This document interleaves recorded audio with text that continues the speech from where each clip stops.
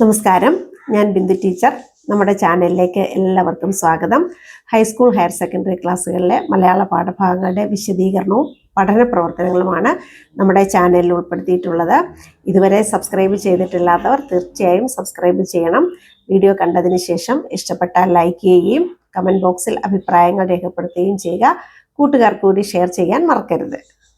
10ാം ക്ലാസ്സിൻ്റെ അടിസ്ഥാന പാഠാവലിയിലെ 3ാമത്തെ യൂണിറ്റിലെ ആദ്യത്തെ പാഠമായ ചരിത്രം രചിച്ച നാടകം എന്ന പാഠഭാഗത്തിന്റെ പഠന പ്രവർത്തനങ്ങളിലേക്കാണ് നമ്മൾ കടക്കുന്നത്. ആദ്യത്തെ ചോദ്യം ഇപ്രകാരമാണ്: ഏറ്റവും ചെറിയ ഒരണു ആറ്റം അതിന്റെ ശക്തി ജ്വലിപ്പിക്കാൻ തുടങ്ങിയാൽ ലോകത്തെ മുഴുവൻ അമ്പരപ്പിക്കും. പ്രസ്താവനയെ സാധൂകരിക്കുന്ന എന്തെല്ലാം സംഭവങ്ങളാണ് പാഠഭാഗത്ത് വിവരിച്ചിട്ടുള്ളത്? കണ്ടെത്തി എഴുതുക എന്നാണ് ആവശ്യപ്പെട്ടിരിക്കുന്നത്. നമ്പൂതിരി സമുദായത്തിലെ അന്ധവിശ്വാസങ്ങൾക്കും സ്ത്രീകൾക്കെതിരെയുള്ള ചിന്തകൾക്കും വിദ്യാഭ്യാസ നിഷേധത്തിനും എതിരായിട്ട് വി.ടി. ഭട്ടതിരിപ്പാട് നടത്തിയ പോരാട്ടത്തിന്റെ ശക്തിയാണ് ആറ്റം ബോംബ് എന്ന പ്രയോഗത്തിലൂടെ ഇവിടെ ഉദ്ദേശിക്കുന്നത്. നാടകം എന്ന കലാരൂപത്തിലൂടെ നമ്പൂതിരി സമുദായത്തിനകത്ത് നടത്തിയ സാമൂഹ്യ വിപ്ലവത്തെയാണ് കേളപ്പൻ വിശദീകരിക്കുന്നത്. മൂത്ത പുത്രന് മാത്രം സ്വജാതിയിൽ നിന്ന് വിവാഹം, അനുജന്മാർക്ക് നായർ സമുദായത്തിൽ നിന്ന് സംബന്ധം, വൃദ്ധരെ വിവാഹം കഴിക്കേണ്ടി വരുന്ന സ്ത്രീകളുടെ അവസ്ഥ, ആധുനിക വിദ്യാഭ്യാസം നിഷേധിക്കപ്പെടുന്ന സ്ത്രീ പുരുഷന്മാർ, ഇങ്ങനെ സമുദായത്തിനെ ജീർണതയിലേക്ക് നയിച്ച അനാചാരങ്ങൾക്കും അന്ധവിശ്വാസങ്ങൾക്കും എതിരെയാണ് വി.ടി. സന്ധിയില്ലാത്ത സമരം നടത്തിയത്. മറക്കുടയില്ലാതെ അന്തർജനങ്ങളെ അരങ്ങിൽ അവതരിപ്പിച്ചതു കണ്ട് നമ്പൂതിരി സമുദായത്തിലെ യാഥാസ്ഥിതികർ രോഷം കൊണ്ടു. സ്ത്രീകളും പുരുഷന്മാരും ആധുനിക വിദ്യാഭ്യാസത്തിന് മുതിർന്നു. വിധവാ വിവാഹങ്ങൾ നടന്നു. കന്യകളെ വൃദ്ധർ വിവാഹം കഴിക്കുന്ന സമ്പ്രദായത്തിന് അറുതി വരുത്തി. യുവജനങ്ങൾ മാറ്റത്തിന് തുടക്കമിട്ടു. സമഗ്രമായ ഒരു പരിവർത്തനമാണ് സമുദായത്തിൽ നടന്നത്. ഇങ്ങനെ എല്ലാ തരത്തിലും നേരത്തെ സൂചിപ്പിച്ച ആ പ്രസ്താവന സാധൂകരിക്കുന്ന പ്രവർത്തനങ്ങളാണ് ആ സമുദായത്തിൽ നടന്നത്. അടുത്ത ചോദ്യം: പഠിക്കുവാനും ചിന്തിക്കുവാനും അവകാശവും സൗകര്യവും ഇല്ലാതിരുന്ന നമ്പൂതിരി സ്ത്രീകളെ വിദ്യാഭ്യാസത്തിന്റെ വെളിച്ചത്തിലേക്ക് നയിച്ചത് നവോത്ഥാന പ്രവർത്തകരാണ്. പുരുഷന്മാരോടൊപ്പം സ്ത്രീകളും ആധുനിക വിദ്യാഭ്യാസത്തിന് മുതിർന്നു. മുകളിൽ നൽകിയ സൂചനകളും കേരളത്തിൽ നടന്ന നവോത്ഥാന പ്രവർത്തനങ്ങളും വിലയിരുത്തി ആധുനിക വിദ്യാഭ്യാസവും സാമൂഹ്യ പരിവർത്തനവും എന്ന വിഷയത്തിൽ സെമിനാർ സംഘടിപ്പിക്കുക എന്നാണ് പറഞ്ഞിരിക്കുന്നത്. അപ്പോൾ സെമിനാർ എങ്ങനെയാണ് നടത്തേണ്ടത് എന്നതിനെക്കുറിച്ച് നിങ്ങൾക്കൊരു ധാരണ ഉണ്ടാവുമെന്ന് വിചാരിക്കുന്നു. അതിൻ്റെ ഒരു വിഷയം വേണം, മോഡറേറ്റർ ഉണ്ടായിരിക്കണം, വിഷയം ആഴത്തിൽ പഠിച്ച് പ്രബന്ധം അവതരിപ്പിക്കണം. അതിനുള്ള സമയവും തീയതിയും ഒക്കെ പോസ്റ്ററിലൂടെയും നോട്ടീസിലൂടെയും അറിയിക്കണം. പങ്കാളിത്തത്തിന് കുട്ടികൾ ഉണ്ടാവണം. അതുപോലെ പ്രബന്ധം അവതരണത്തിന് ശേഷം ചോദ്യങ്ങൾ ചോദിക്കാനുള്ള അവസരമുണ്ട്. നിശ്ചിത സമയക്രമം പാലിച്ചുകൊണ്ട് മോഡറേറ്ററുടെ നിർദ്ദേശാനുസരണം വേണം മുന്നോട്ട് പോകുവാൻ. അതിൻ്റെ അവസാനം മോഡറേറ്റർ ആ വിഷയം ക്രോഡീകരിക്കണം. അതുപോലെ സെമിനാർ റിപ്പോർട്ട് കുട്ടികൾ തയ്യാറാക്കുകയും വേണം. അപ്പം ഈ ഇതാണ് അതിൻ്റെ സെമിനാറിൻ്റെ ഒരു രീതി എന്ന് പറയുന്നത്. അപ്പം സെമിനാർ അതിന് പ്രബന്ധം തയ്യാറാക്കുമ്പോൾ അതിൻ്റെ തയ്യാറെടുപ്പിന് വേണ്ടത് ചില സൂചനകൾ കൂടി നൽകുകയാണ്.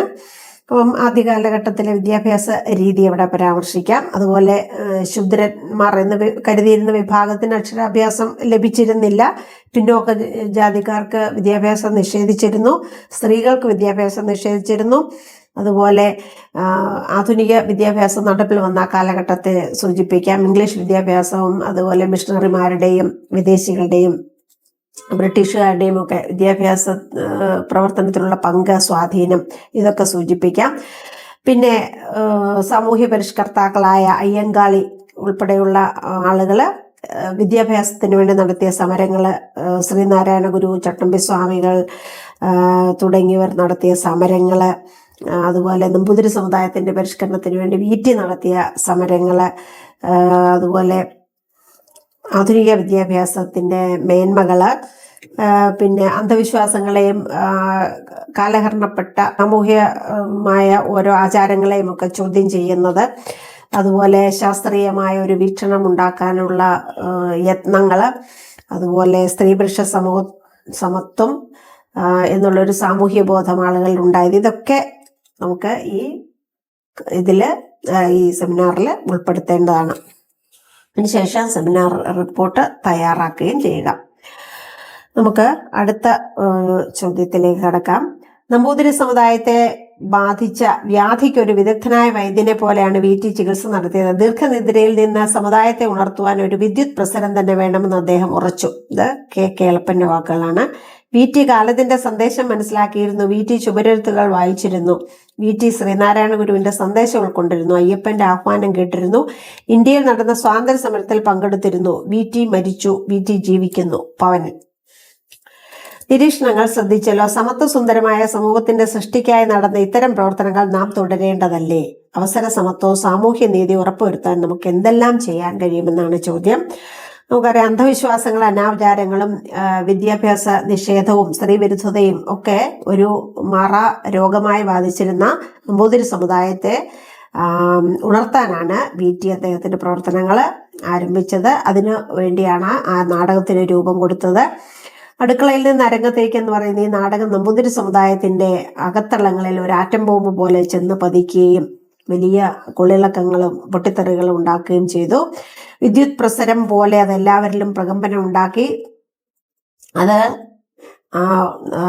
സമുദായത്തെ തന്നെ മാറ്റിമറിക്കുന്നതിന് കാരണമായി തീർന്നു. VT ഭട്ടതിരിപ്പാടിന്റെ കർമ്മോത്സുകമായ ആ നേതൃത്വവും ആ പ്രവർത്തനങ്ങളുമൊക്കെ ഒരു രോഗമറിഞ്ഞ് ചികിത്സിക്കുന്ന ഒരു വൈദ്യന്റെ കൈപുണ്യം പോലെയാണ് എന്നാണ് KK കേളപ്പൻ ഇവിടെ വിശദീകരിക്കുന്നത്. നമ്പൂതിരിയിൽ നിന്ന് തന്നെ മോചിപ്പിച്ച് മനുഷ്യരാക്കാനുള്ള ഒരു ചരിത്ര ദൗത്യം ആണ് അദ്ദേഹം ഏറ്റെടുത്തത് എന്നാണ് അദ്ദേഹം സൂചിപ്പിക്കുന്നത്. കാലത്തിന്റെ സന്ദേശം തിരിച്ചറിയാനാകാത്ത, കാലത്തിന്റെ ചുവരെഴുത്തുകൾ വായിച്ച ശ്രീനാരായണ ഗുരുവിന്റെയും അയ്യപ്പന്റെയും വാക്കുകൾ ആഴത്തിൽ സ്വാധീനിച്ച ഒരു വ്യക്തിയായിരുന്നു VT ഭട്ടതിരിപ്പാട്. സ്വാതന്ത്ര്യ സമരത്തിലും VT വഹിച്ച പങ്കെന്ന് പറയുന്നത് വളരെ വലുതാണ്. VTയുടെ നവോത്ഥാന മുന്നേറ്റങ്ങൾക്ക് ശേഷം കേരളം പിന്നെയും ധാരാളം വളർന്നു. എന്നാൽ VTയെ പോലെയുള്ള മഹാരഥന്മാർ ഇല്ലാതാക്കിയ അനാചാരവും അന്ധവിശ്വാസങ്ങളും ഇന്നും കേരളത്തിൽ പലയിടത്തും നിലനിന്നു പോരുന്നുണ്ട്. നരബലി പോലെയുള്ള സംഭവങ്ങൾ നമ്മൾ കേൾക്കുന്നുണ്ടല്ലോ. അത് ജാതിയുടെ പേരിലുള്ള കൊലപാതകങ്ങൾ, നീതി നിഷേധം, അതുപോലെ കച്ചവട താല്പര്യങ്ങൾക്ക് വേണ്ടി ഉണ്ടാക്കിക്കൊണ്ടിരിക്കുന്ന വിവാഹത്തിനോ മറ്റുമുള്ള ഭയങ്കരമായ ധൂർത്ത്, ഇതൊക്കെ നമ്മുടെ ചുറ്റുപാടും ഇന്നും ഒരു അനാചാരമായും അന്ധവിശ്വാസമായിട്ടും ഒക്കെ നിലനിന്നുകൊണ്ടിരിക്കുകയാണ്.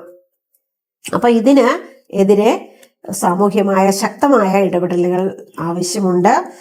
സ്ത്രീ പുരുഷ സമത്വവും ആധുനിക വിദ്യാഭ്യാസവും സാമൂഹ്യ നീതിയും ഒക്കെ ഉറപ്പാക്കാനായിട്ട് നിയമ നിർമ്മാണത്തിലൂടെ സാധിക്കണം.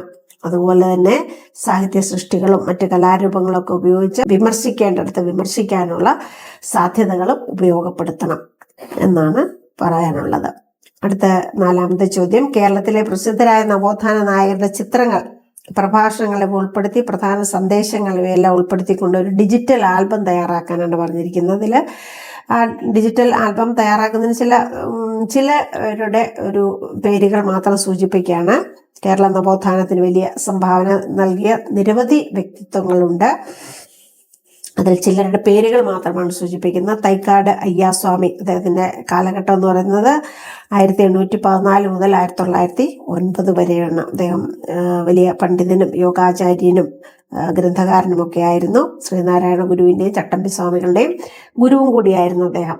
മറ്റൊരാള് ശ്രീനാരായണ ഗുരുവാണ്. 1855 മുതൽ 1928 വരെയാണ് അദ്ദേഹത്തിൻ്റെ ജീവിതകാലം. അതുപോലെ ചട്ടമ്പി സ്വാമികൾ 1853 മുതൽ 1924 വരെയുള്ള ജീവിത കാലഘട്ടം. മഹാത്മാ അയ്യങ്കാളി, അദ്ദേഹത്തിൻ്റെ ജീവിതകാലം എന്ന് പറയുന്നത് 1863 മുതൽ 1941 വരെ. സഹോദരൻ അയ്യപ്പൻ 1889 മുതൽ 1968 വരെയുള്ള ജീവിത കാലഘട്ടം. അപ്പം ഇങ്ങനെ കുറച്ച് വ്യക്തികളുടെ പേര് മാത്രം ഇവിടെ സൂചിപ്പിക്കുകയാണ്. അപ്പോൾ ആ ഡിജിറ്റൽ ആൽബം തയ്യാറാക്കാനായിട്ട് നിങ്ങൾ ശ്രദ്ധിക്കുക. മറ്റൊരു ചോദ്യം, ഇന്നത്തെ കേരളത്തെ നിർമ്മിച്ചതിൽ കലയ്ക്കും സാഹിത്യത്തിനും പ്രധാന പങ്കുണ്ടല്ലോ. സാമൂഹ്യ പരിവർത്തനത്തിന് പ്രേരകമായ കൃതികൾ കണ്ടെത്തി കൃതി, രചയിതാവ്, കാലം, പ്രധാന നിരീക്ഷണങ്ങൾ എന്നിവ പട്ടിക ക്രമപ്പെടുത്തുക എന്നാണ് പറഞ്ഞിരിക്കുന്നത്. അതിനുള്ള ചില സൂചകങ്ങൾ മാത്രമാണ് ഇവിടെ തരുന്നത്. അതിൽ ഒരു പ്രധാനപ്പെട്ട കൃതി എന്ന് പറയുന്നത് ആത്മോപദേശ ശതകം എന്ന് പറയുന്ന ശ്രീനാരായണ ഗുരുവിൻ്റെ. അപ്പോൾ രചയിതാവിൻ്റെ സ്ഥലത്ത് നമുക്ക് ശ്രീനാരായണ ഗുരു എഴുതാം. കാലം 1897.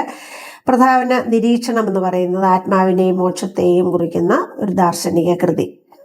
അതുപോലെ കുമാരനാശാൻ്റെ ചണ്ടാല ഭിക്ഷുകി എന്നുള്ള കൃതി രേഖപ്പെടുത്തുമ്പോൾ അതിൽ കുമാരനാശാൻ എന്നുള്ള പേര് സൂചിപ്പിക്കുക. 1922 അതിൻ്റെ കാലം. അത് ജാതി ചിന്തയ്ക്കെതിരെയുള്ള ഒരു വിമർശനം തന്നെയായിരുന്നു. ഇനി നമുക്ക് VT-യുടെ നാടകം അടുക്കളയിൽ നിന്ന് അരങ്ങത്തേക്ക് എന്ന നാടകം അതിനെ സൂചിപ്പിക്കുക. 1929 നമ്പൂതിരി സമുദായത്തിലെ ദുരാചാരങ്ങളെ നിർമ്മാർജ്ജനം ചെയ്യുക, അതിനെതിരെയുള്ളൊരു വിമർശനം. അപ്പം ഇങ്ങനെ പിന്നെയും നമുക്ക് ആധുനിക കാലത്തും ചങ്ങമ്പുഴ വാഴക്കുല എന്ന് പറയുന്ന കൃതി, അതുപോലെ K. ദാമോദരന്റെ പാട്ടബാക്കി എന്ന കൃതി, ഇതൊക്കെയും ഒരു പുതിയ പുതിയ പരിഷ്കരണങ്ങൾക്ക് തുടക്കം കുറിച്ച ചരിത്രം രേഖപ്പെടുത്തുന്ന കൃതികളാണ്. അപ്പം അങ്ങനെ ഒരു പട്ടികയാണ് നിങ്ങൾ ക്രമപ്പെടുത്തേണ്ടത്. ഇതോടുകൂടി നമ്മുടെ പഠന പ്രവർത്തനങ്ങൾ ഇവിടെ അവസാനിക്കുകയാണ്. അടുത്ത പാഠഭാഗവുമായി നമുക്ക് വീണ്ടും കാണാം. എല്ലാവർക്കും നമസ്കാരം.